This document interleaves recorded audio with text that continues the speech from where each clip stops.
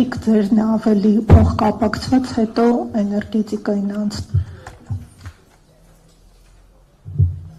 Բարև ձեզ,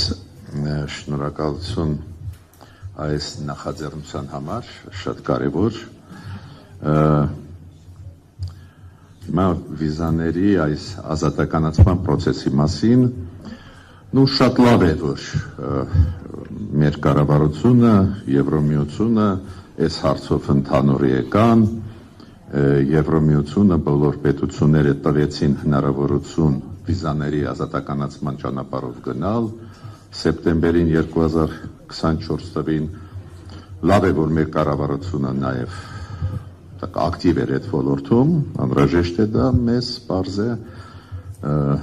էտել այս ինտեգրացիոն process-ում, նաև այդում քաղաքական դեպի եվրոինտեգրացիա գնալու ճանապարհով, շատ կարևոր է, որ այս տարի փետրվարին, ապրիլին Հայաստանում գտնվում էին փորձագիտական առաքելությունները Եվրոմիության,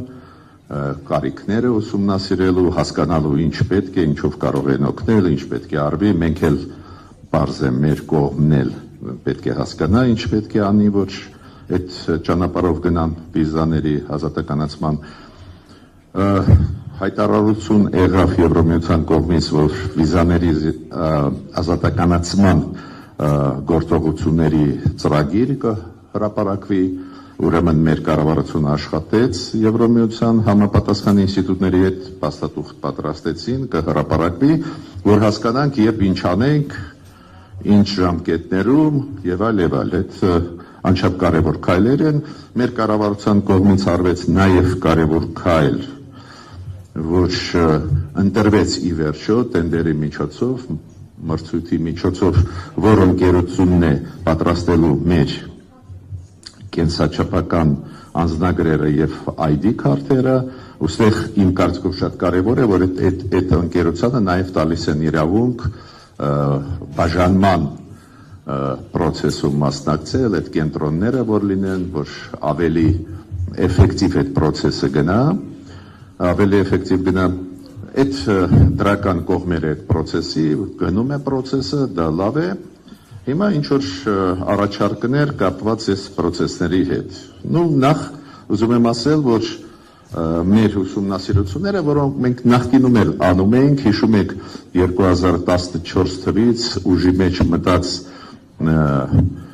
վիզաների հեշտացման պայմանագիրը Եվրոմիության եւ ռեադմիսիայի, այն ժամանակվանից մենք անում ենք ուսումնասիրություններ, ու կարևորագույն բաղադրիչը, որը պետք է անպայման հիմա ուշադրություն դարձնել, դա մեր հասարակության իրազեկումն է այդ process-ներից։ Օրինակ, վիզա լիբերալիզացիայի հետ կապված բավական մեծ սպասելիքներ կան հասարակության մոտ, բայց պատկերացումը բավական այդպես պարզունակ է։ Եթե լիբերալիզացիա լինի, ուրեմն կարող ենք գնալ, մնալ, ինչ ուզենալ անենք։ Այդ մեր ուսումնասիրությունը ցույց է տալիս։ Այսինքն դրական վերաբերմունք կա, բայց պատկերացում չկա, որ այնտեղ սահմանափակ process է, ազատականացումը իր մեջ պարունակում է պարտավորություններ եւ այլ։ Նաեւ այդ թվում դուք գիտեք, այդ ամեն կես տարի 90 օր կարող է լինել եւ այլ։ Ես հիմա չեմ խորանալու, բայց իրազեկումը պետք է շատ կարևոր մաս լինի այս process-ի, պարզա մենք պատրաստ ենք ստեղ օգտակար լինել եւ կառավարության եւ Եվրոմիության համար, բայց մարդկանց պետք է բացատրել։ Ես այսօրվա պրակտիկայով միջև լիբերալիզացիա հասնել կարող եմ ասել շատ ու շատ մարդիկ, ովքեր օրինական վիզա ստանում են, նորմալ մարդիկ սկսում են խաղեկանոնները փոխել, տոմսերը փոխում են, հյուրանոցները փոխում են, հետո իրանց մերժում են, իրանց նեղանում են։ Իրազեկումը կարևորագույն բաղադրիչ պետք է լինի այդ process-ում։ Մյուս հարցը, որը ես համարում եմ անչափ կարևոր, նաև տեսփանը պարոն Մարագոս ասեց տվյալների պաշտպանության այդ գործակալության հետ կապված։ Իրոք լավ է, որ մենք ունենք ինստիտուտ, որը բավական գոնե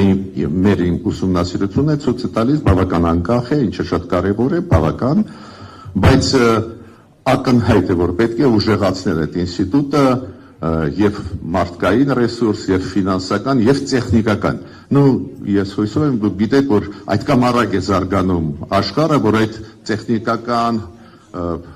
հնարավորությունները կամ data protection-ի պահպանության հարցերը անընդհատ բարդանում են,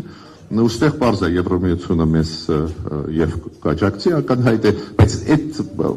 գործոնի վրա ուզում եմ ուշադրությունը դարձնել ու բացի դրանից ուսուցում։ Գիտեք, կան հոգեբանական պահեր, կան ավանդույթներ, օրինակ սահմանների հետ կապված կառավարում, հիմա դրական գիտեք տենդենսներ կան, օրինակ Զվարթնոց օդանավակայանում, Ագարակ անցակետում Իրանի հետ, Թուրքիայի հետ փակ է սահմանը, բայց անցակետը հիմա միայն մեր սահմանապաններն են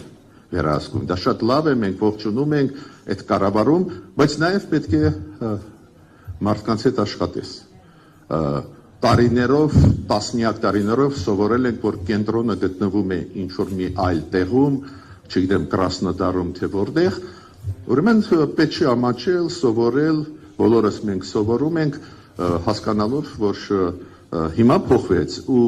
սահմանների կառավարման եվրոպական խաղի կանոնները էականորեն տարբերվում են, նոր են, ուրեմն եւ տեխնիկական հագեցում եւ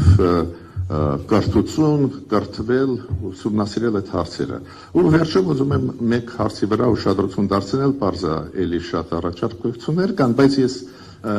այսօրվա իրավիճակի հետ կապված, նաև նախարարը, արտգործ նախարարը Հայաստանի մի քանի օր առաջացրեց ընթացիկ process-ում մենք ունենք խնդիրներ կապված վիզաների ստանալու, հերթ կանգնելու հարցում։ Մենք հասկանում ենք, որ վիզաների տալ-չտալը որոշում են պետությունները, սուվերեն պետությունները, եվրոպական են, իրանց իրավունքն է, բայց հերթ կանգնել ու հետո պատրաստել փաստաթղթեր մտնել, այստեղ տեխնիկական խնդիր կա, ես հատուկ ուզում եմ ուշադրություն դարձնել մեր եվրոպական գործընկերների, գործը հասավ նրան, որ պաշտոնական մակարդակով էլ մտահոգություններ արտահայտվում են, մի քանի առանձին դեսպանատներ, ովքեր իրանց հյուպատոսության միջոցով տալիս են ինչ-որ քայլեր արեցին, բայց օրինակ մենք փորձեցինք վիզաների կենտրոնների միջոցով մի շաբաթվա ընթացքում գրանցվել, չկարողացանք, մեզ ասեցին 5-ին դիմեցինք գիշերը 5-ին, ցերեկով 2-ին ու այդպես շարունակ։ Ես պարզ է դա քաղաքական հարց չի, մենք բոլորս հասկանում ենք, վերաբերմունքը Եվրոպայի մեր նկատմամբ մեզ զգում ենք, շնորհակալ ենք, բայց կան տեխնիկական հարցեր, պետք է մտածել դրա մասին, աշխատանքը գնում է, ողջունում ենք, բայց առանցքում լինում են խնդիրներ, շնորհակալություն։ Կարծում պարոն Գրիգորյան, այժմ էներգետիկ անվտանգության թեմով խնդրեմ խոսք